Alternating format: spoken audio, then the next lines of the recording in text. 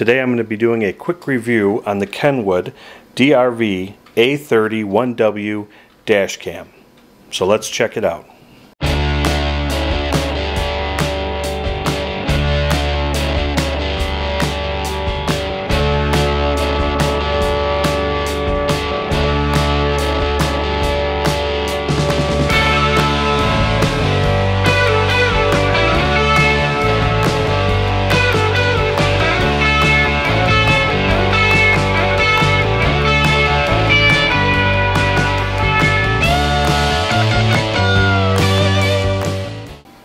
So I have actually already opened the box and installed it in my vehicle because I wanted to give it a try before I did any type of review on it. But I'll let you know what comes in the box.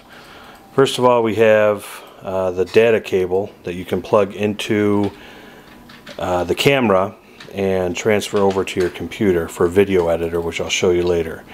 We have the camera right here, very light. We have a dash mount connector with some 3M adhesive tape on it.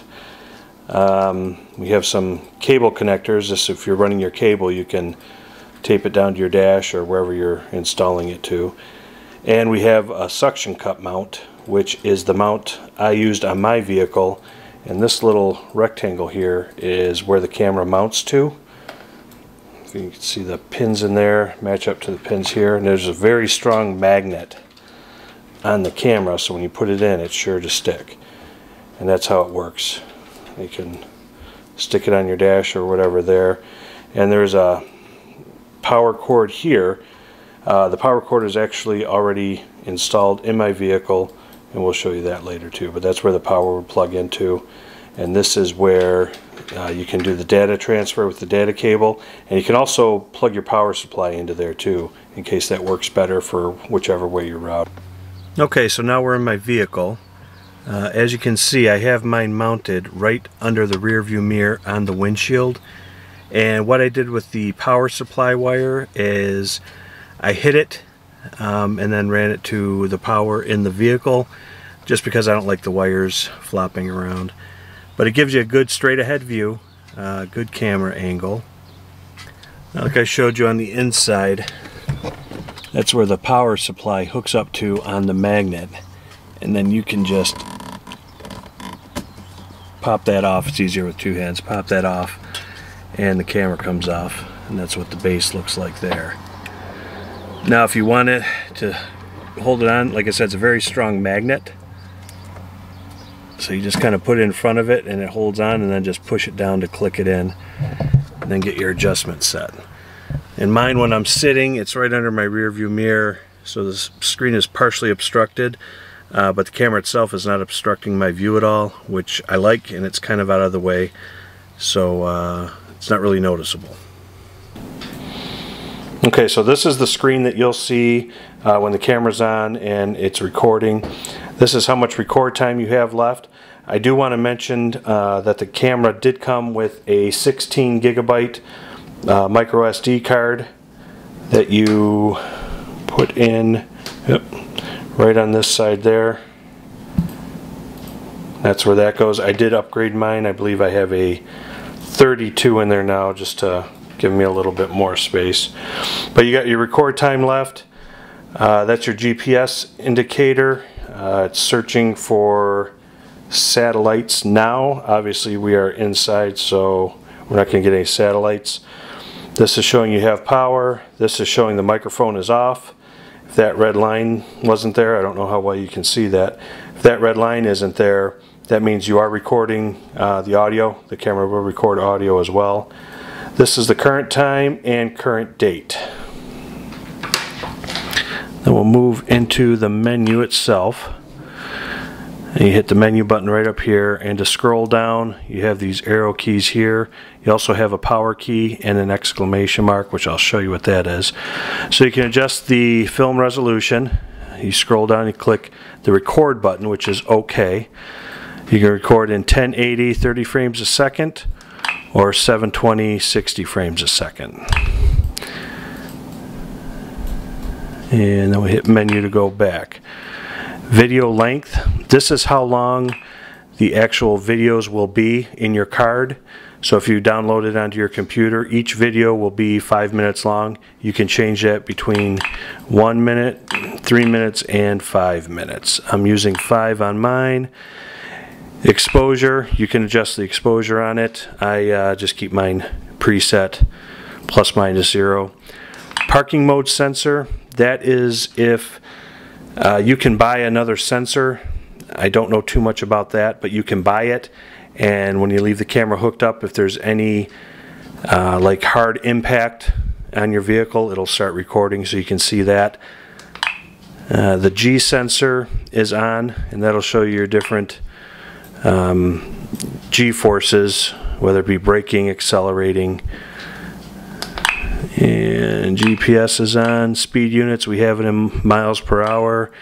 We don't have the screensaver on or the Kenwood stamp that will display on the video. Time and date will, information will, and you have a license plate stamp. And I'm not exactly sure what that does. Let's go back up here. We'll hit menu again. Yep. And that gets us into the wireless link, so you can hook your app to it. Formatting your SD card, if you put a new SD card in there, you can format it.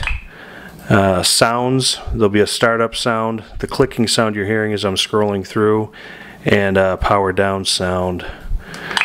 Just the time and date, the time zone, language, country, image reversal, and that's if you want to take the camera and flip it upside down from the way it should be mounted. If that fits your mounting needs, you can reverse the image so you're getting a straight image. Restore default and system info. And now what we have with this exclamation mark here, that little button, if you're driving and something happens and you want to make sure it doesn't get overwritten, because what will happen is once the card is filled up, it'll start to overwrite the old information. If you're on a long trip, or if you just leave it in the car and you want to keep some footage for some reason, you can click that while it's recording and it'll put a lock on that so it does not get overwritten. So that's important to know. But again, depending on where you mount it, it may not be real easy to get to. But let me go in to the computer and I'll show you the Kenwood video software for their dash cams. Okay, so you can go on your PC and Mac and download the Kenwood video software. And you can see this is your screen here.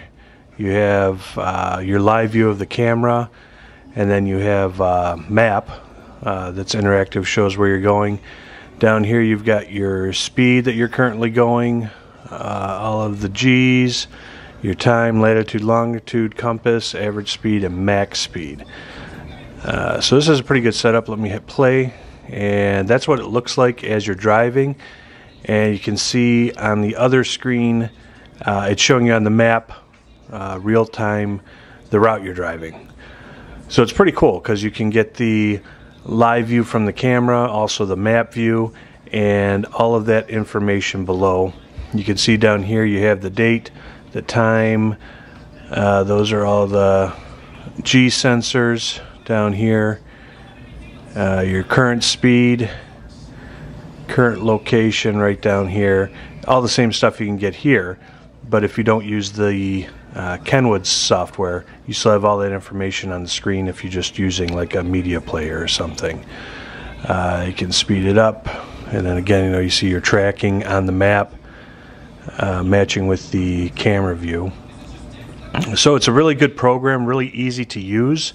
Over here, underneath the map, you can add and remove the video clips that you want to review. You can download them from the camera, save them to a spot in your PC or Mac, and then bring them over here, and that lets you view them. You can add or remove. Right there you click the add button, and then you can add whatever video file you want. Then you click remove, group, and ungroup, so you can group them together under a certain name if you wanted, and just look at certain videos from a certain group throughout your video collection, if you will. So really a good program. Like I said, easy to use. The camera itself, for what you get, it's fairly inexpensive. Now this video hasn't been endorsed by Kenwood. I'm not getting anything for reviewing the product. I paid for the camera with my own money. But I just want to say, you know, it's a fair and impartial review. I like it. If you're looking for a dash cam, I think this is something you may like too. So if you like the video, please hit the like button, and we'll see you next time.